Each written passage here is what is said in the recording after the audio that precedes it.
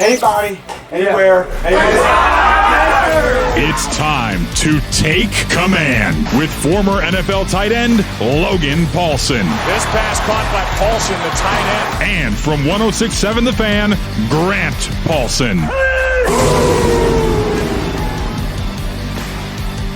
Welcome into Take Command with Logan Paulsen. I'm Grant Paulsen. Logan spent a decade in the NFL. You can listen to me on 106.7 The Fan. You can watch this podcast available on video on YouTube, 106.7 and Team 980 channels. And of course, you can subscribe, rate, review, and download this pod. You can get this audio wherever you get any of your audio needs and podcasts. Logan, you have been traveling. Good to see you back in your friendly confines of your office at home. How's it going? It's going good, man. It's good to be home. Good to be talking to you as always, and ready to talk about a little bit of football. Yeah, you were at Shrine Bowl. You were at Senior Bowl. So do you slow it down a little bit here? No college showcases to go check out and scout? Yeah, we're done for a while. I think the next big one is the Combine. Obviously, that's a tough one because it's 4 or 5 days of like drill work now. The NFL's done a really good job, good or bad job, depending on who you talk to, of like stretching that process out for TV as much as possible. But that's a great opportunity to kind of see the guys in person, add some more guys to my list of people that we're going through. So that's always a good time in Indianapolis. It's long, but it's always fun. But that's the next big kind of event for the pre-draft process. A lot of news this week on the Commanders I figured we could start with before we get into your Senior Bowl recap. And eventually on this episode, we'll look ahead to the Super Bowl, what we can learn from the Patriots making an unlikely run. Seattle in year 2 of a regime a lot like Washington with the defensive-minded coach and Mike McDonald getting to a Super Bowl. But I wanted to start with, we did get the report over the weekend that a bevy of coaches on the defensive side are likely on their way out, including notably Ryan Kerrigan, your former teammate, a guy that I've gotten very close with over the years, covered him day in and day out for 4 seasons, and then have been around him for over a decade. When you think about it, Kerrigan spent almost half his life here now. He came here in 2010 as a draft pick, 16 years ago at this point, and he was here for a decade as a player, and believe it or not, 4 years as a coach already, 2 with Rivera, and then 2 with Dan Quinn, and the team is moving on. I say this all the time when you have these legends that go coach, and whether it's a player like you who was like a grinder or a guy like Kerrigan who's all-time sacks leader, it's almost like getting into business with family in a sense, because those jobs are not forever. You could potentially hang around for a long time if you have a ton of success, and that's great, but it also could go badly. And then what do you do? And that's kind of what happened here defensively. Washington's pivoting. They're bringing in Durante Jones to run the Flores scheme, which is not one that Kerrigan's been a part of. They're going external with the hire, and he's kind of an odd man out here. And it's tough because he is a legend, but 14 years out of the last 15 he's been with this organization. Yeah, I mean, obviously his impact on the organization can't be overstated, and what just a quality class act human being. And again, this is the negative or the downside of coaching, is that it's not for long. It's very similar to kind of players' life cycles. Obviously, there's the occasional, you're with Kyle Shanahan for a long time or Andy Reid for a long time on staff, and there's not a lot of turnover. But I think this is the rule rather than the exception in terms of, you're here for 4 years and then you're on to the next thing. And so I remember when I was looking at taking a coaching job down in Miami, I remember talking with my father-in-law, and he had kind of done this thing where we made a spreadsheet of coaching careers. And one of the things that came out is like, either you move on for a promotion in 2 years or you're fired in 2 years. And that's kind of the nature of the beast. And so I think, when you get into coaching, that's something you have to understand. And obviously it's a big bummer for Ryan because again, like you said, he spent so much time here. He's got a young family. All those things are difficult to deal with in the coaching ecosystem lifestyle. But what a great dude. And again, this is just part of coaching, I think. It certainly is. And, it's funny. I think sometimes we, especially with position coaches, we'll look at the position they coach and the results, and we'll go, oh, well, this is how they did. It's not really that simple. You don't know who he made better, who he didn't. I would point to Jacob Martin having a career year as a pass rusher, or Dorrance Armstrong was on his way to the best year of his career. And maybe that speaks very highly to or well of what Ryan Kerrigan was doing with those guys as a kind of a pass rushing specialist working with some of the edges. But the fact is, when you're in a position room, I've always kind of felt like the groceries are the story. And whether or not you're, if he's working with TJ Watt and Myles Garrett, I'll bet he's going to be a renowned pass rushing coach. But when it's not an area where you have a strength from, an operation standpoint, or like Von Miller is brought in at the last second and he's going to be your bell cow pass rusher at his age, it's a little bit harder. But I think it's difficult to know exactly, what import he had or kind of how he was doing. What I wonder with Kerrigan is, did he want to coach in Washington because he wanted to be around this organization and that was kind of the next step? Or does he want to be an NFL coach who's like got designs of being a coordinator? Those are two very different things, right? Where like you might just be around the building and Ron Rivera's like, hey man, what if you coach with us? And you're like, you know what? I'm not ready to not be in the building. I'm not ready to like leave the team part of this. Or was it that he really one day wants to be a head coach or a coordinator or calling plays with the sheet in front of him? I don't know, but I guess we'll find that out now. Yeah, and I think that's always an interesting, because again, like there's such a, I'm going to make a comparison here, but like for anybody who's been in like the armed services, like there's this familial element to that, right? There's this structure that is provided by the military, and it's very similar for professional athletes. Like you have, this is when you got to be in the building. This is when you got to be at this meeting. This is when you got to leave. This is what you do on the weekend. This is when your off season is. This is when you take vacation. It's all dictated by the schedule. And I do find that, when I was in Houston, there were some former players in the building. It's really hard to leave that structure, just kind of cold turkey it. And so a lot of guys get into it as a way to kind of bridge into their retirement. And I have not talked to Ryan extensively about what he thinks about this long term. But yeah, I think you're right. Maybe this is something he wanted to do kind of for a short term, on a short term for 4 years, like you were saying. And then it's like, hey, I'm on to something else. I want to coach high school ball. I want to, go to my kids' ballet recital or whatever it looks like. And so obviously things change. And I think it'll be really interesting to see kind of what his next steps are. Take command, Logan Paulsen and Grant Paulsen. Another of the items on the coaching front for Washington that was newsy this week, and this one is more positive because they're potentially going to have someone coming back in-house.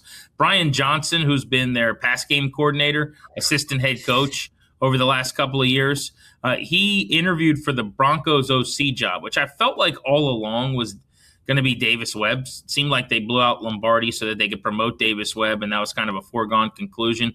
But they did interview Brian Johnson. He did not get the job Webb did, so now he stays put for the moment. We'll see if there are other opportunities that come up. I did see, Logan, there have been 21 offensive coordinator hirings this cycle, which is insanity, man. But for Brian Johnson, this is a guy that was a quarterbacks coach at Utah way back in 2010, kind of climbed the hard way, man. Quarterbacks coach at Mississippi State, OC quarterbacks coach at Houston in 2017.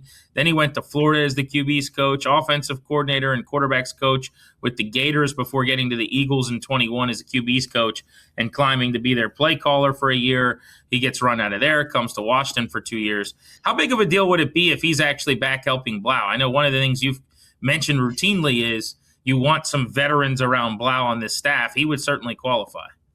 Yeah, he would certainly qualify. And again, to me, it comes down to kind of where he's at temperature wise. Like, is he upset about the David Blau hire, which I guess would be understandable? You're an experienced coach. You're kind of the heir apparent, so to speak, and you don't get the job. Or are you okay with mentoring a young coach? And I just think it depends on kind of where he's at from a mindset. Because again, like, I don't want him in the building if he doesn't want to be there. And that's totally reasonable if he doesn't want to be there. Like, I understand that completely. So I think that's something that, again, we won't know, and I don't think we'll get a clear answer on. But to me, if he's willing and able, I'd 100% support that, because I think he's a really bright guy. I've talked to a couple of people from Philadelphia who speak very glowingly of him and his time there. And so, again, like, you want smart, experienced coaches in the building that can help your young offensive play caller. And so I think he definitely fits that bill for sure. By the way, he interviewed, to Logan's point, for the OC job.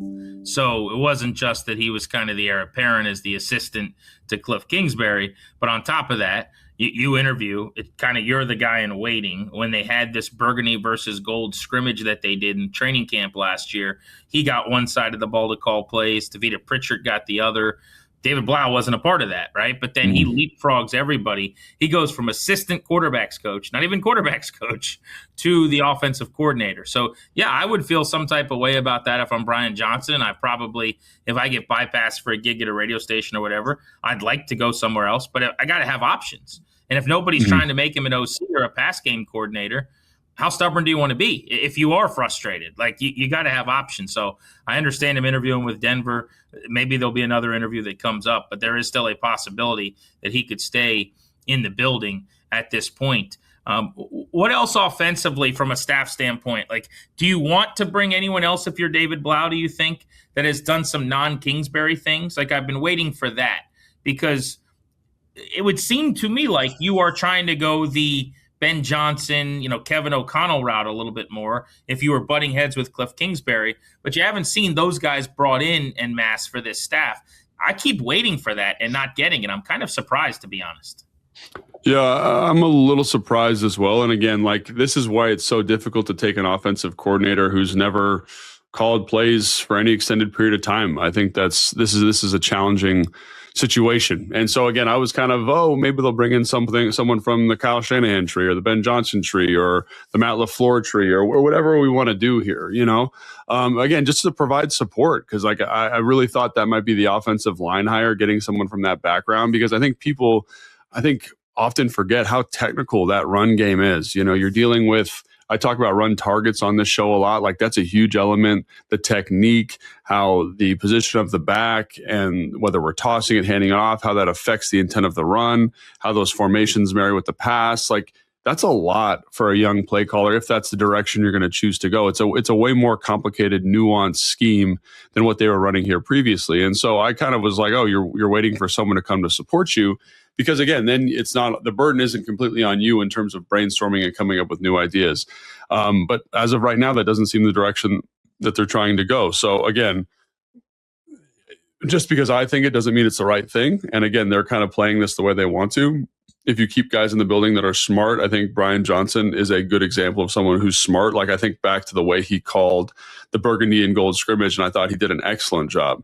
Screens, quick game, play action, like the way everything kind of married together was really nice. So maybe he's got a strong enough background and he can support Blau in that regard. But it is interesting that they haven't done that yet, because everything, the introduction of new ideas falls on someone who's very, very young and is now responsible to explain to the offensive line coach the techniques and responsible to receiver coach to explain splits and depths and all these kind of things.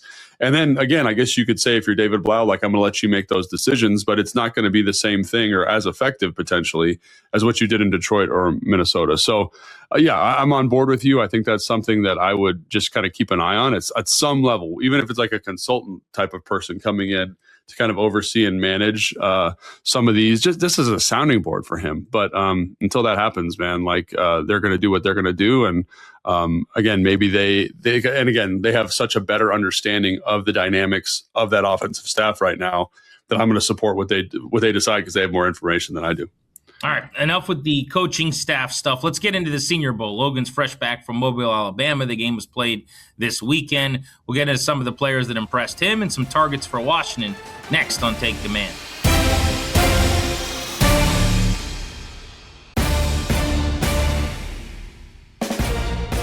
Welcome back to Take Command. He's Logan Paulsen. I'm Grant Paulsen. Thank you for checking out the pod throughout the offseason. We give you 2 episodes a week right now, although we've been toying with the idea, Logan, of going to 3 eps per week. So maybe you guys can give us some feedback. Is that something that you would enjoy as we get closer to free agency? It gives us a chance to do some extra breakdowns, rank some players, talk about some of what we would want and we think Washington needs. So you can drop comments and hit us up on social as well.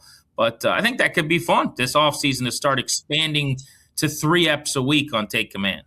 No, I think that'd be great. And again, we've messed with that idea in the past, but we've done it for a little bit and never really carried through. But again, if you guys are into it, fans and listeners of the show, then we would definitely make a bigger press to make that happen for sure. Yeah. So let us know if that's something that you think the juice would be worth the squeeze on, and if there's a demand for the added supply. All right. Speaking of supply, brand new collection of players about to be dumped into the National Football League. Last week we talked about your time at the Shrine Bowl. I'm actually have always been kind of a Senior Bowl guy. That's where I went for years to cover that event. All the NFL people were there to network, but also to sit and watch practice. And it was kind of my first stop in thinking about and getting ready for the draft. How was your time in Mobile? Yeah, I mean, I love Mobile. It's always a good time. It's very football. It's becoming like such a big media event now. Like there's so many people there, so many people looking to break into scouting. People are handing out business cards. So people are they're there handing cards out to different media outlets because they want to get into camera work, filming. They want to be an on-air talent. It's just changed a lot, even in the short time that I've been going. And again, the reason you're going is for the football, but now it's starting to have enough gravity where it's pulling people in. And so it's definitely changed the complexion of the event quite a bit. So you're there, you're watching players. I want to go through some of the names and just give us, name, school, position, and some of the guys that really stood out to you and why. Yeah, I mean, we could be here all day because I think this is what I really want to get across when we're talking about the Senior Bowl is I think all of these guys will get drafted. I can't think of one guy at the event, maybe the right tackle from Boston College who had a really tough week. But outside of that, everyone is a good football player. And I think a lot of these guys will kind of fall in the top 100. And I can't remember the exact statistic, but it's something like 85 to 89% of these guys get drafted every year. This year specifically felt like a lot of these dudes, more than that, are going to get drafted. Like these are all good football players. And so, like someone might have won the week, someone might have lost the week, but you remember those people that lost the week, hypothetically, like their film is excellent. Like that's why they're at the event. And so I think just kind of keeping that in perspective as we talk through some of these names is always important context. So again, like one of the guys that stuck out to me, I'm going to kind of list a couple here, was Max Anankor from Arizona State. He's the right tackle for them, and he is really new to football, but he's 6'5", 225 pounds, and really just from an athletic movement standpoint, kind of has all these traits that you're looking for a right tackle. For the Commanders, Mike Washington Jr. from Arkansas, the 228-pound running back. He's very angular, very tall, but in terms of a guy that has a skill set to be maybe an every down back, he's someone that really stuck out to me. I thought ran with great physicality. If you watch the Senior Bowl game, for example, he has a great 8-yard run for a touchdown where he's like moving the whole pile. And that's kind of the power that he showed the whole week. So really, not a third down back necessarily, but a guy with tremendous physical tools. And I thought it looked pretty good catching the football when given the opportunity. Jeremiah Wright, the guard from Auburn, is 340 pounds. He's 6'6". He had a really fantastic week early, like in the one-on-one specifically. I don't think he lost a one-on-one for the first 2 days. And so when you're talking about Commanders' needs, maybe at guard, like that's one that'll probably be there a little bit later, maybe with that 71 or the 156 type pick, because again, there's some limitations to how he moves. But again, like there's three players right off the bat that I thought were excellent. The receiver from Boston College, Bon Lewis, 5'11", 97 pounds, is someone that I thought looked grounded through the catch, made plays when he had some ability in one-on-ones, and felt like a guy who could start as your number 3 guy with some special team upside and then slowly develop as you went. So let me just also talk about the Texas Tech real quick about Lewis Bond, the wide receiver from Boston College. He super productive this year, almost 90 catches, little under 1,000 yards. 11-ish yards per catch this year, 10 last year. In college, you don't see those numbers very often. You expect like those dynamic totals. Was that usage in offense at BC, do you think, in terms of like having 10.5 yards per catch the last 2 years? What kind of speed and kind of playmaking ability does he have? Yeah, it's like, so when I was watching, I'm always kind of looking for archetypes, kind of who are the best receivers in football right now. Jackson Smith and Jigba, Puka Nacua are a couple guys that come to mind that are kind of infiltrating that top 5 at the position type movement. And one of the things those guys do is they're really physical. They catch the football well. They're not necessarily the fastest guys in the whole world, but they have great body control, and they have enough route running nuance, and they know how to use their body. And I keep coming back to this term of saying they're grounded through the catch point. And when they're grounded through the catch point, man, they are excellent. And I think he brings a lot of that to the position. Like he's just very solid in terms of how he catches. He also understands how to get open and create space. And so to me, like he's a guy that no one was really talking about because he's not super tall, he's not super fast, but in terms of just being a good wide receiver, I felt like he definitely checked that box. And I think that kind of is reflected in the statistics that you just mentioned. Another thing that you really like, I know that you've brought up on the show in the past, like from a data and analytics standpoint, is deceleration rate. Mm-hmm. And he had the best deceleration rate of any wide receiver, in the group that was there, 5'11", 197. I love that you brought that up because, again, that decel rate is extremely important. And that's something that I'm glad you say it because it's something you can't articulate, but the way he gets in and out of his cuts, I think, is reflected in that metric. And so to me, that is the sign of a good mover and a good receiver in terms of your ability to get in and out of cuts. So I love that you brought that up, and I think that 100% fits with his week at Mobile.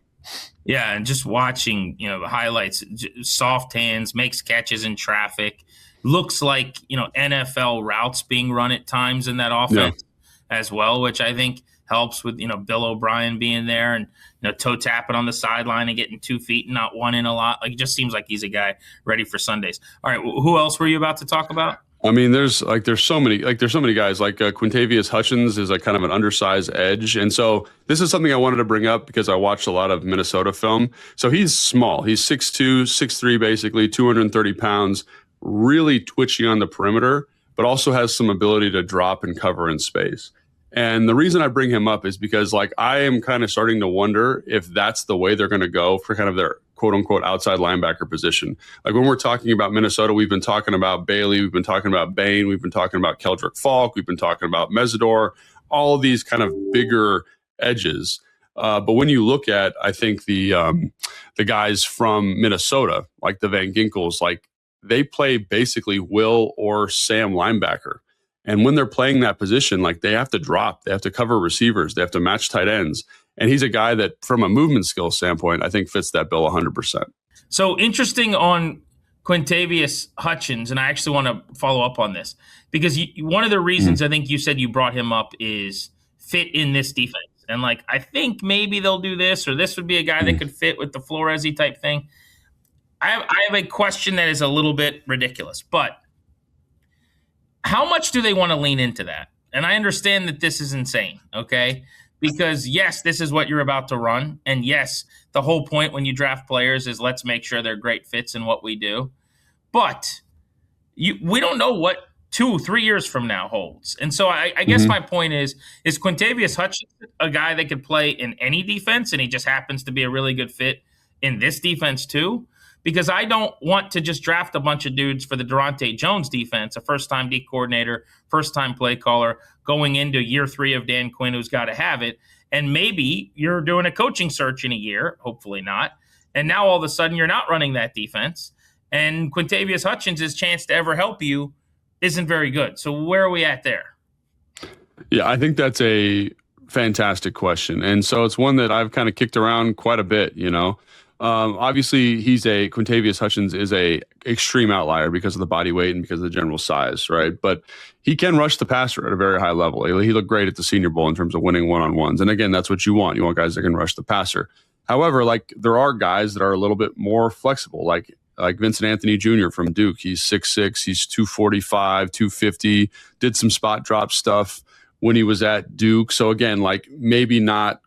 That guy has some more position flexibility in terms of defenses he can play in. I could see him being a true 4-down defensive end or potentially a stand-up 3-4 guy, which again, the 3-4 stand-up guy is kind of what you're looking for with the Durante Jones Minnesota defense, right? So there are guys that are, again, Hutchins is an extreme example, but I do think maybe you're looking for, again, I'm really high on Keldrick Falk, but does he fit exactly what they want here?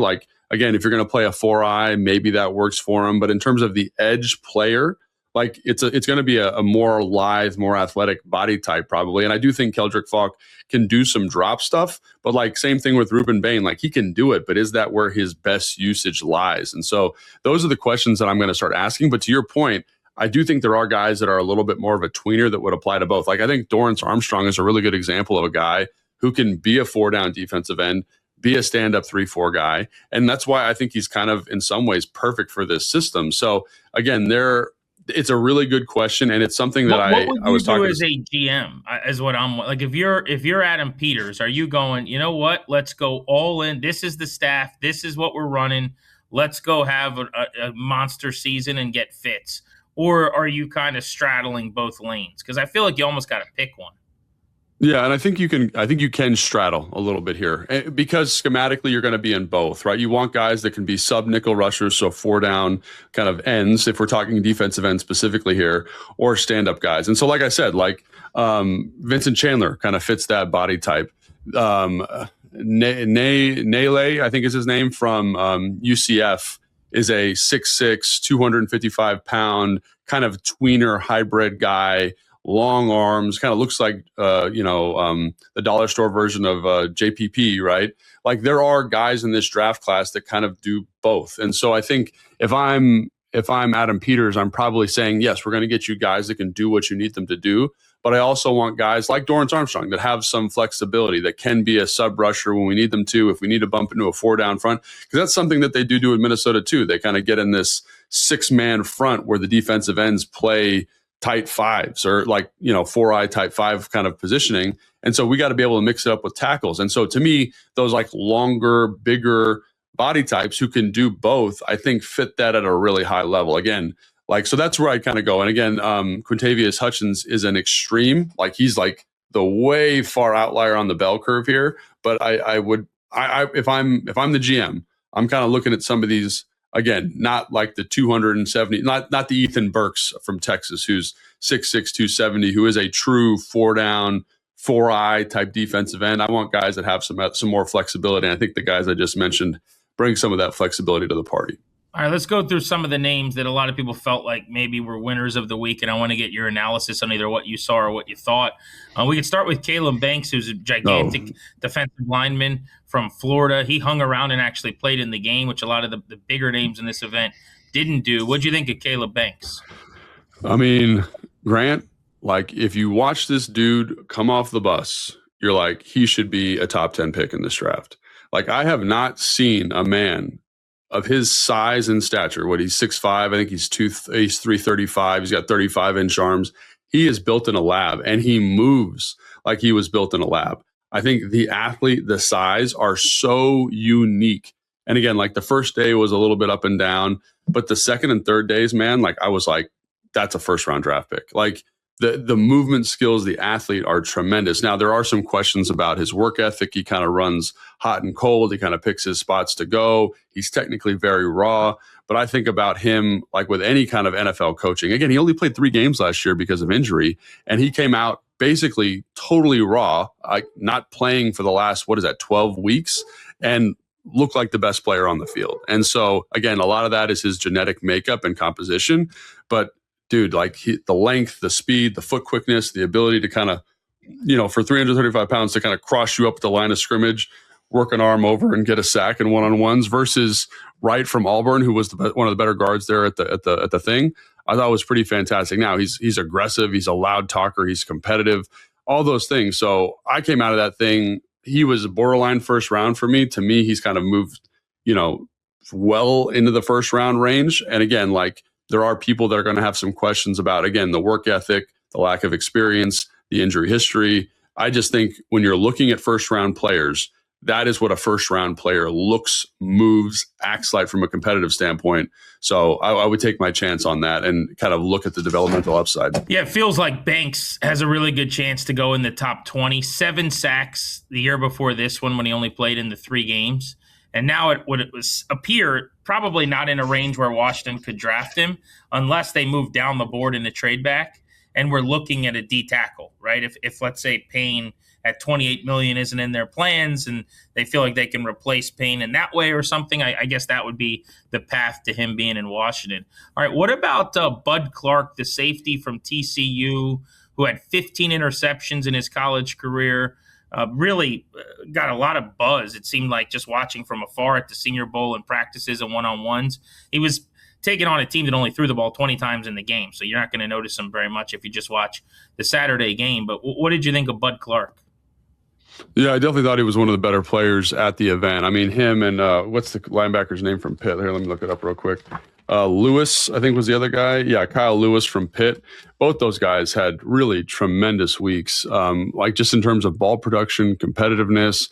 Like Bud in the one-on-ones I thought was fantastic. He's 6'2", he's like 180 pounds. He's got good length. He runs the football. I think he had 15 interceptions or something in his career at TCU. So the ball production's been amazing. I think he led the FBS last year in pass breakups or something diabolical, maybe pass breakups for safety. Like, his ball production was well on display this week. I think he had 2 interceptions, 1 in one-on-ones, which is extremely hard to do. He was always around the football and really just kind of an electric flashpoint, I thought, for the secondary of at the Senior Bowl. So really came away impressed. And talk about guys like down the list maybe. And again, this is where it becomes really hard because I haven't done my big board yet, but everyone talks about, will he be there at 71? Maybe, but with a performance like this and a good combine, maybe he goes in the second round again, because the production seems to be there. The pre-draft process seems to be going exceptionally well for him. So really, really interesting prospect and a guy that I came away really excited about. I haven't watched his film yet, but from the practice stuff that I saw was outstanding. Yeah, just on the outside looking in, I would bet against him being available in round 3 with the ball tracking and the ball skills with the 15 picks and the awareness in zone and being a 3-time captain and playing teams the way he does. I just think there's a lot of clubs that can use a guy like that. You mentioned a linebacker from Pitt and Kyle Lewis. What did you like about him? Yeah, he's really small. He's like 5'11", 225, but he was – maybe the best coverage player at the combine. Like, it was really impressive. Wow. Or at the Senior Bowl, excuse me. Just did a great job in one-on-ones, tracking the football. Another guy was Rodriguez from Texas Tech. I thought he did a great job in one-on-one as well and was around the football. But just in terms of Lewis's ability to rally, match underneath concepts in zone, there's a couple times where in practice he's separating the receiver from the football with a violent collision. Again, in line, he's got some stuff he needs to work on. There's a couple teams that have mentioned that they want him to kind of potentially move to safety or move to kind of that big nickel, Buffalo nickel type role, because that's kind of how he moves.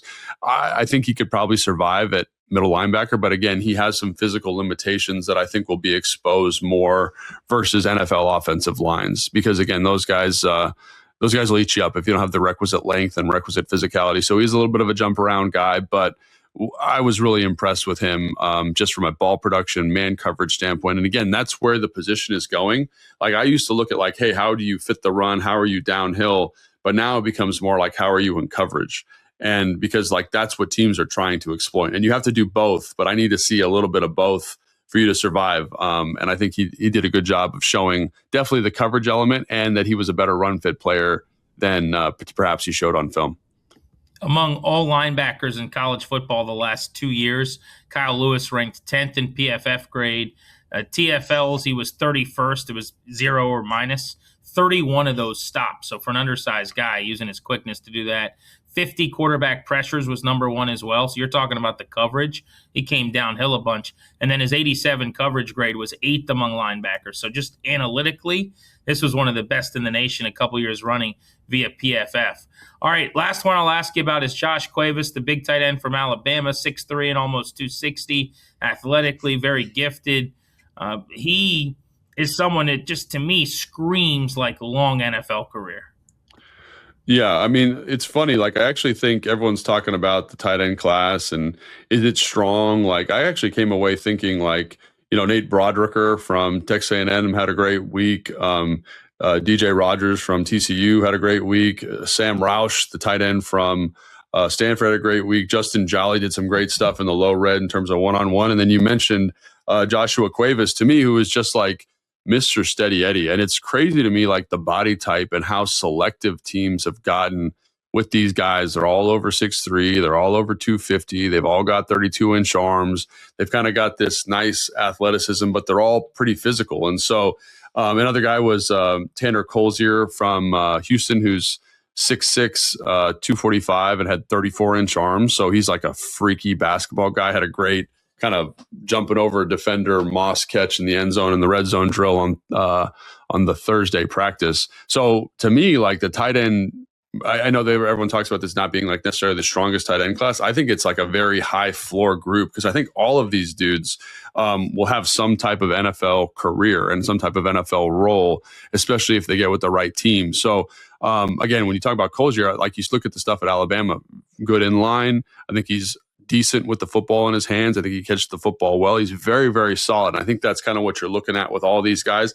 I would probably lean a little bit more in this to like some of the bigger, longer guys because I think they translate better. But in terms of the week, I thought he had a great week. And again, the film at Alabama is excellent. So, All right, so then to wrap up the Senior Bowl report, give me some possible targets for Washington in the ranges here. Doesn't have to be at 7, obviously, but just a couple of guys, and maybe it'll be redundant of guys you already said you liked for them, but give me a few names to look out for that you come away going, position of need, fit for Washington, maybe they target him in this round. Yeah, I think this is going to be really interesting to see how it all shakes out because, again, we're having a hard time determining value at the moment, right? So Derek Moore, linebacker from Michigan, I thought had a fantastic week. He's 6'3", he's 254, long arms. I think when you give him a runway as a pass rusher, very physically violent, kind of fits that mold we were just talking about, a guy that can play with his hand in the dirt, but also play from a 2-point stance. So again, there is some developmental elements to his game, but I also think he wasn't used very well when he was at Michigan. They had him playing some 4-eye, which is inside, almost like a defensive tackle. He's an edge player, in my opinion, and I want to get him out there more and let him kind of use those long arms and that runway to be physical and get downhill. The other guy, I think, to me, was the rusher from Missouri, who Zion Young, who a big physical dude, very twitched up, long, got great size. I think can drop a little bit in coverage if he had to.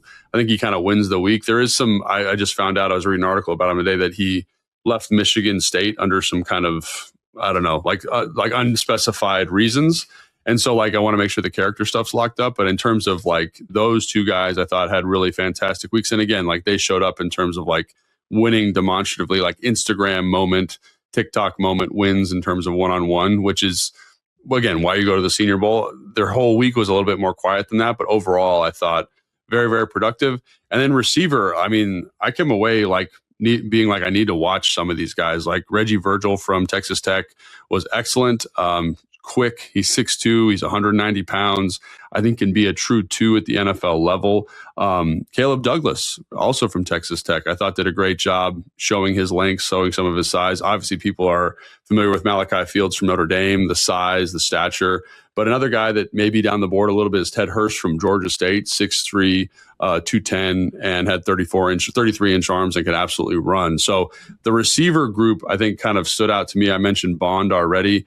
There's another gentleman. Let's see if I can find him here real quick. The John Carroll guy, Trenton Montgomery, I thought also had a great week. Again, the third day was a little bit rough, dropped a couple passes, but I kind of left thinking at 71, later in the draft, there might be some pieces here because of the depth of the receiver class where you say, hey, man, there's a guy here who, because of some developmental upside, could be really a huge contributor to this Commanders offense. I'm glad you brought up Derek Moore because, unlike you, I was not in Mobile. I was just watching what we could see on TV. But he dominated some of the one-on-one reps. And then even in practices, there was a play where it went viral on Twitter. He picked up the Syracuse tight end and just drove him into the backfield. He's 260 pounds, basically. He plays to me he's 285 or something. I mean, he is so strong. He had 10 sacks, 10 and a half TFLs this year. Kind of feels like he's just scratching the surface.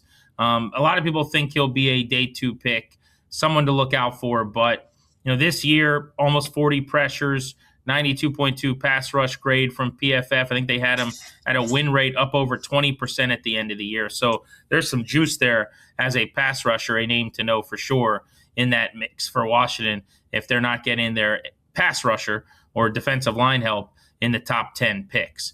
All right, next on Take Command, we're getting ready for the Super Bowl this weekend. I want to take a quick look at the matchup and see what Washington can learn from the two teams playing in the Super Bowl. Also, if Logan could steal a player from each side of the ball from each team and put him on the Commanders, who would he choose? We'll see if we have the same list. That's next on Take Command.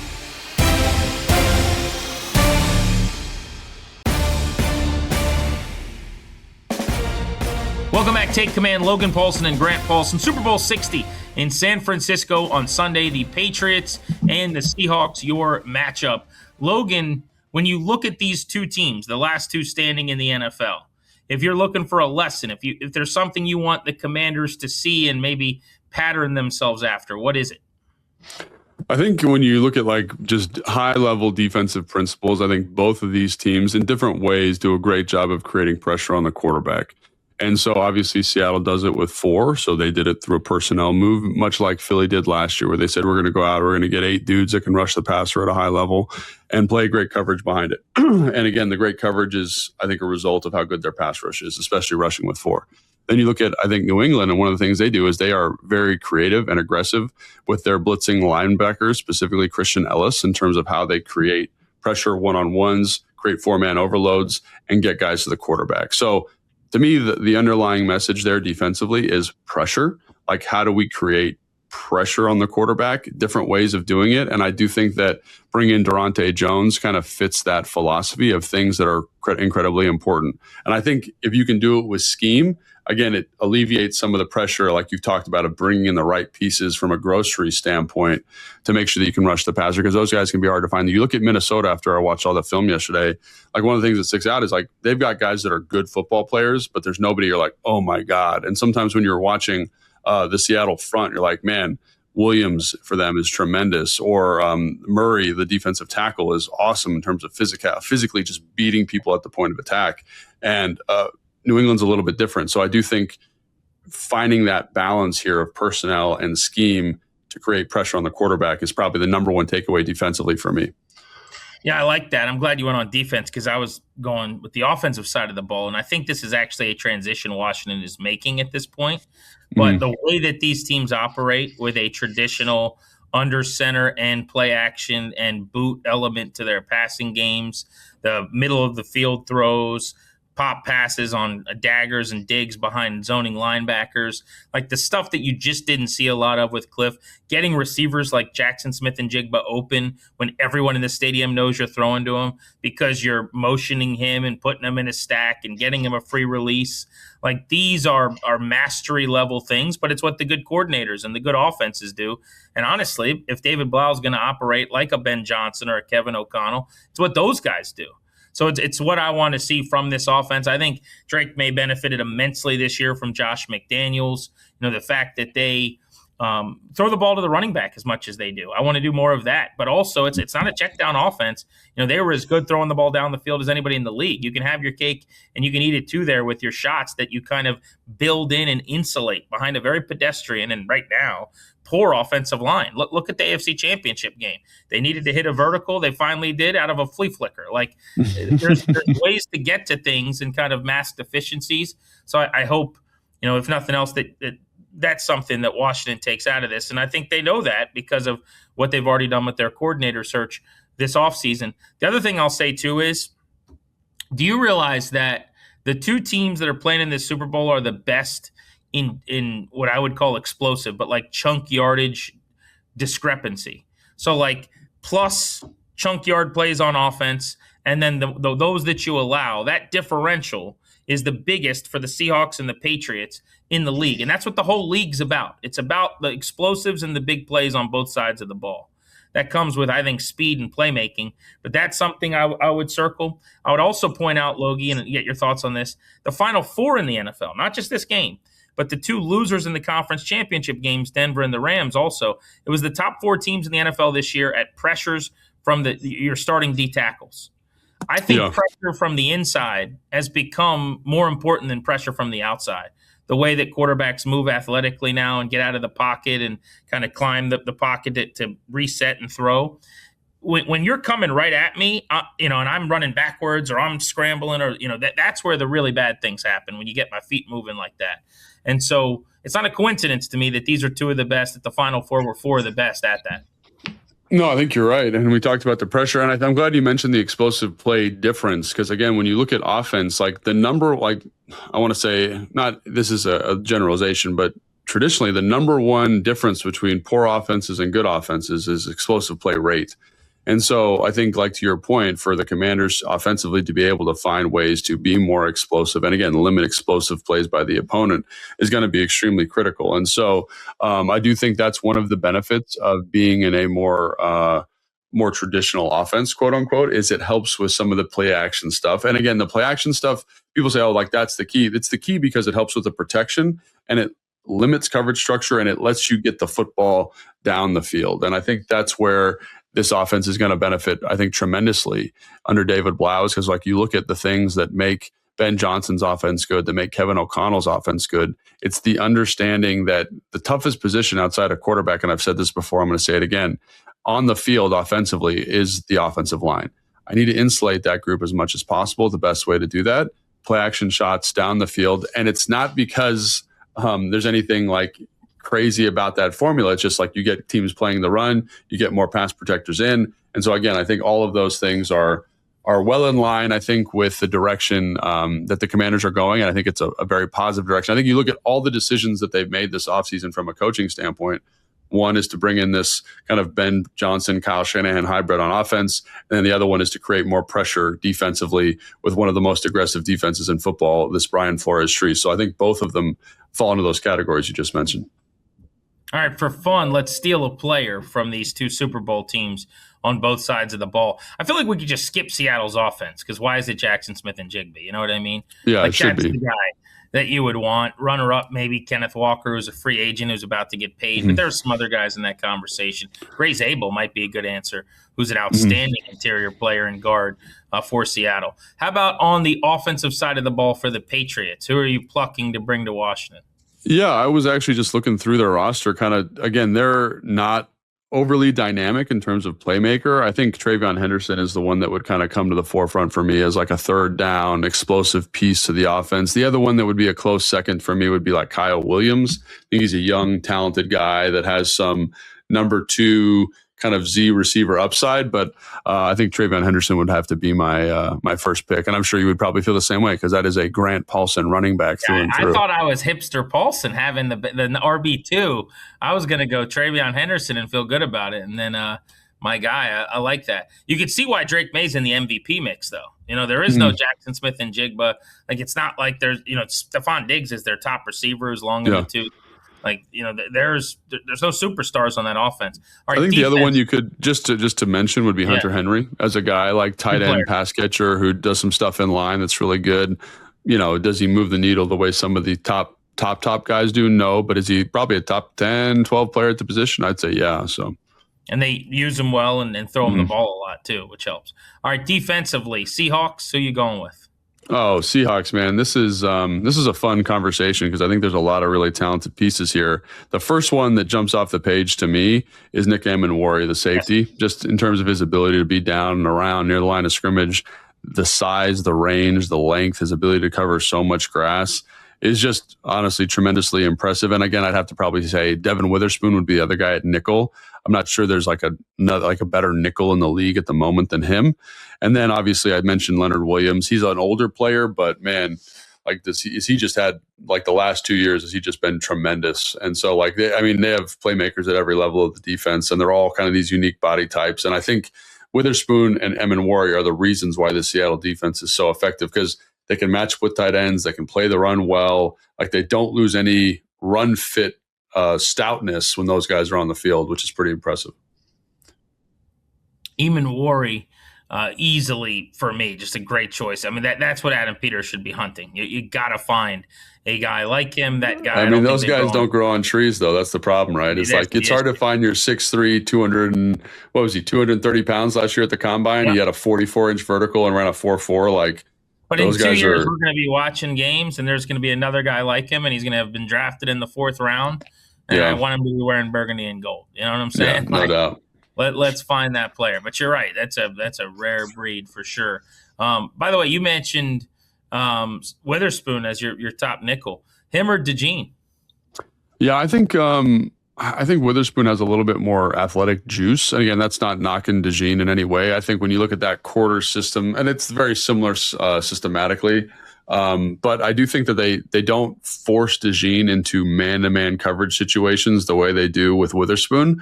And again, it's different, a little bit less stressful in my opinion, what they do in Philadelphia with him, but an excellent football player, no doubt.